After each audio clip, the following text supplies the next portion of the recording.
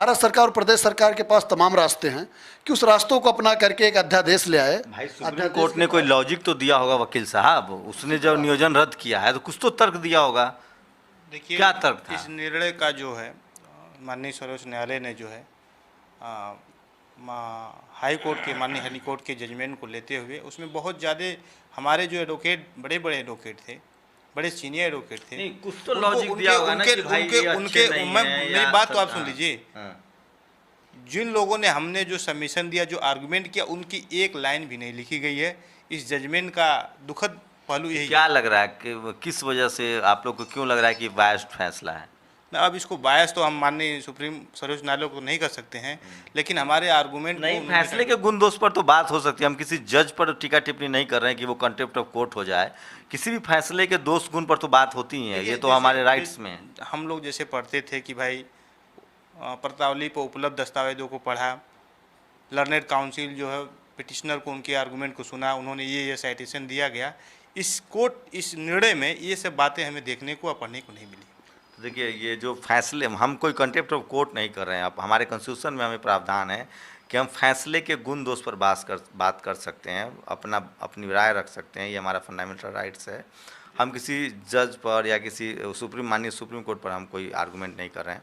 एक आखिरी सवाल कि आप लोग क्या करेंगे? आप लोग युवा भी हैं और अब जबकि नियोजन रद्द हो गया है और सरकार की तरफ से कोई ठोस जवाब नहीं मिलता है, तो फिर क्या? तरफ से ठोस जवाब, रोटी का सवाल है। 1,70,000 परिवार बाहर हुआ है।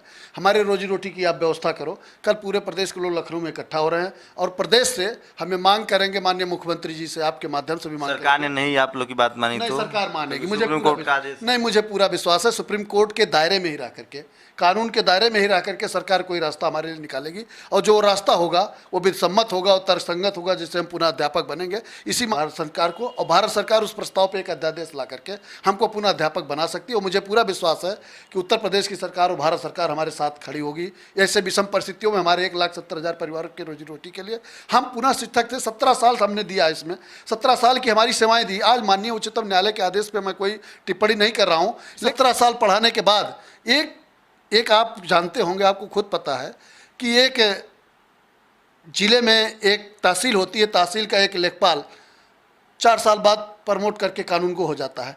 10 साल बाद प्रमोट करके वही नायब तहसीलदार, तहसीलदार और एसडीएम हो जाता है। क्या मैं 17 साल में मेरे अंदर इतनी भी क्षमता नहीं है? क्या मेरे पढ़ाए हुए बच्चे अयोग्य हो गए? आज मेरे बच्चों को देखा जाए, ऐसी स्थिति में है जो लोग अयोग्यता की बात मुझसे करते हैं, मेरे साथी हैं जो, मैं ये बात नहीं कह रहा हूँ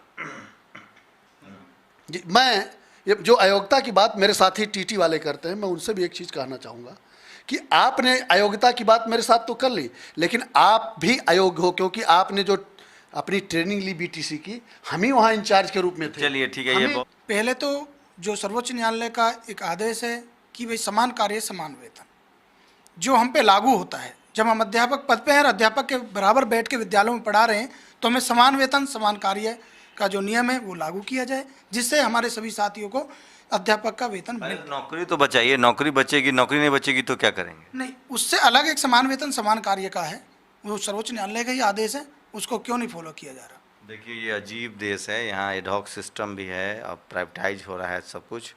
शिक्षकों को भी ठेके पर लाया गया था, इसको ठेका कहिए आप, ठेकेदारी, ठेके पर लाया गया था। उसके बाद सरकार पर दबाव बढ़ा और उनको नौकरी देनी पड़ी।